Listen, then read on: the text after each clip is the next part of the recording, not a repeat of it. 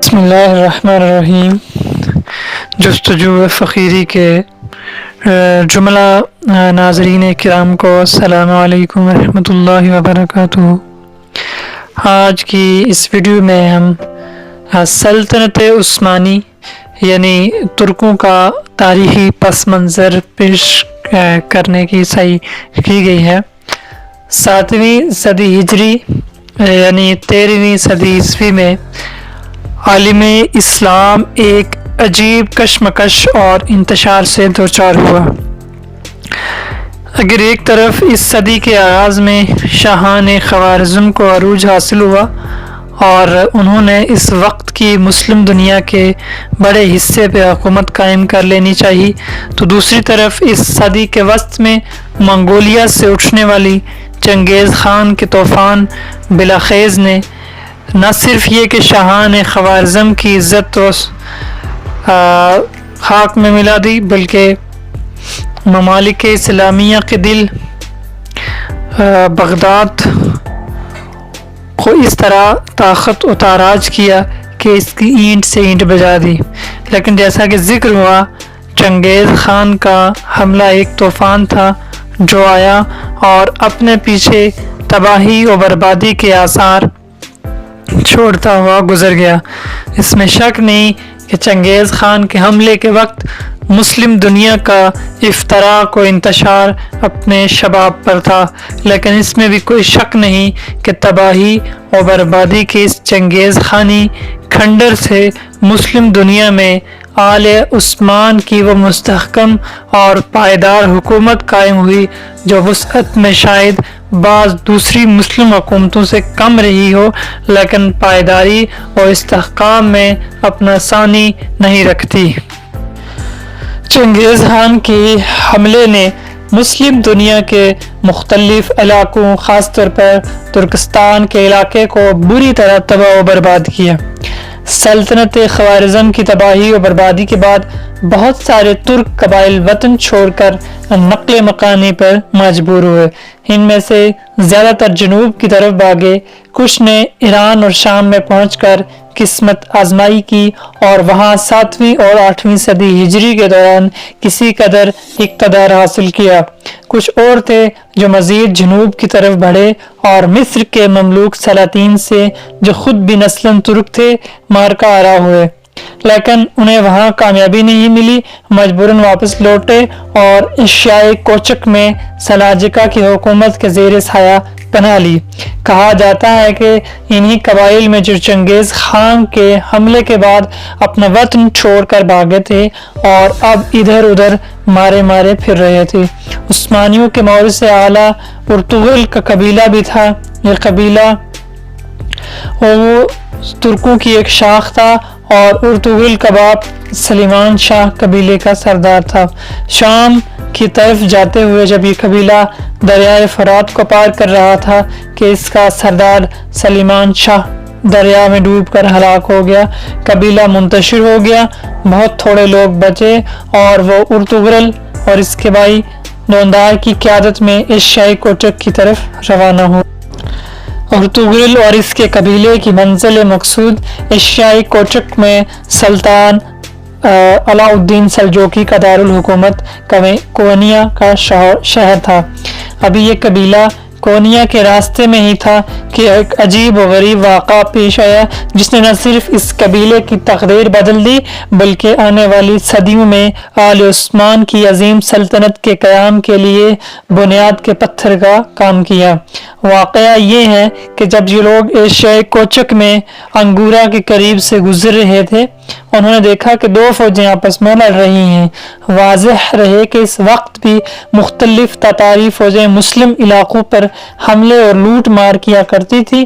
قبیلے کا سردار ان دنوں فوجوں میں سے کسی کو بھی جانتا نہیں تھا، البتہ اس وقت ترکوں میں پایا جانے والا مہم جوئی کا فطری جذبہ اس کے کام آیا۔ اس نے دیکھا کہ لڑنے والی فوجوں میں ایک تعداد میں کم اور کمزور ہے۔ جبکہ دوسری فوج تعداد میں زیادہ اور طاقتور ہے۔ اس نے کمزور فوج کی مدد کرنے کا فیصلہ کیا۔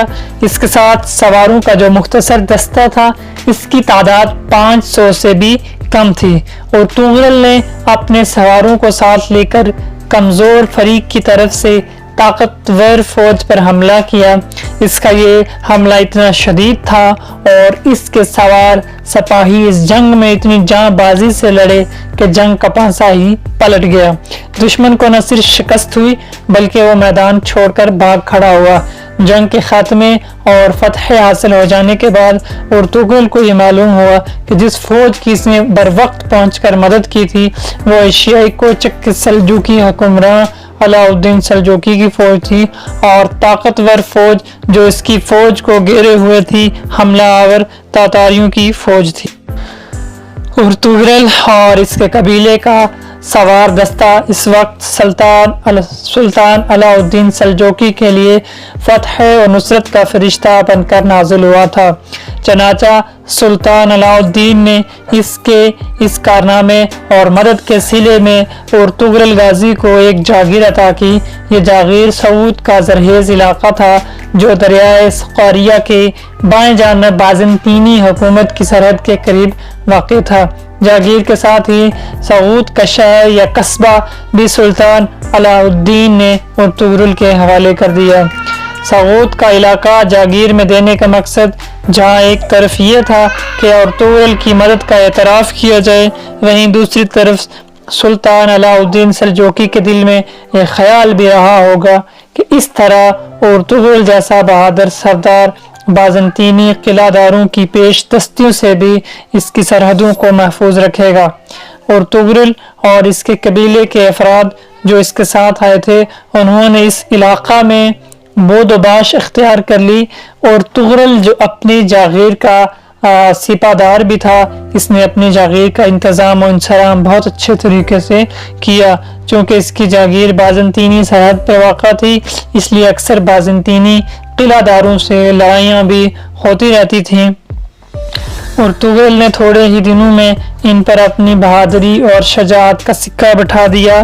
بازنطینی سرداروں کے خلاف اس کی کامیابیوں کا اثر یہ ہوا کہ بہت سے دوسرے ترکی قبیلے بھی جو پہلے سے ایشیائی کوچک میں آباد تھے اس کے ساتھ آ کر شامل ہو گئے۔ اس طرح ارطغرل کی قوت میں روز بروز اضافہ ہوتا چلا گیا اور اس کی جاگیر ایک چھوٹی سی ریاست کی شکل اختیار کرنے لگی۔ سلطان علاء الدین سلجوقی کے لیے ایک جاگیردار کا اس طرح طاقتور ہوتے چلے جانا تشویش کا سبب بن سکتا تھا، لیکن چونکہ ایشیائی کوچک میں خود اس کا اپنا اقتدار خطرے میں تھا، سرحدوں پر تاتاریوں اور عیسائیوں کے حملوں کے علاوہ اندرون مملکت بھی مختلف سرداروں نے اپنی خود مختار ریاستیں قائم کر لی تھی۔ ایسے میں ارطغرل جیسے بہادر سردار کی بازنطینی سرحد پر موجودگی اس کے لیے تشویش کے بجائے یک گنا اطمینان کا باعث تھی۔ چنانچہ جب ایک مرتبہ بنی شہر اور بروسا کے درمیان ارطغرل نے سلطان علاء الدین سلجوقی کے نائب کے طور پر تاتاریوں اور بازنطینیوں کی ایک مشترکہ فوج کو شکست دی تو سلطان اس سے بہت زیادہ خوش ہوا، اور اس کامیابی کے صلے میں اس نے ارطغرل کو اپنے مقدمۃ الجیش کا سپہ سالار مقرر کرنے کے علاوہ اس کی شہر کو بھی اس کی جاگیر میں دے دیا۔ البتہ ان علاقوں پر مکمل کنٹرول حاصل کرنے کے لیے پہلے ارطغرل اور بعد میں اس کے جانشین عثمان خان کو کافی محنت کرنی پڑی۔ اس دوران ارطغرل نے ہلال کو جو سلطان علاء الدین کے علم کا نشان تھا اپنے علم کے نشان کے طور پر اختیار کیا، کیونکہ وہ سلطان کا نائب تھا۔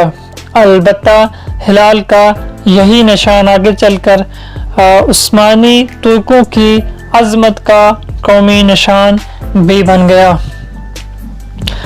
ارطغرل نے نہایت کامیابی کے ساتھ اپنی جاگیر اور علاقے کا انتظام سلطان علاء الدین سلجوقی کے نائب کے طور پر کیا، اور 90 سال کی عمر میں 687 ہجری یعنی 1288 عیسوی اس کا انتقال ہوا اور سعود کے قریب یہ ان کی تدفین عمل میں لائی گئی۔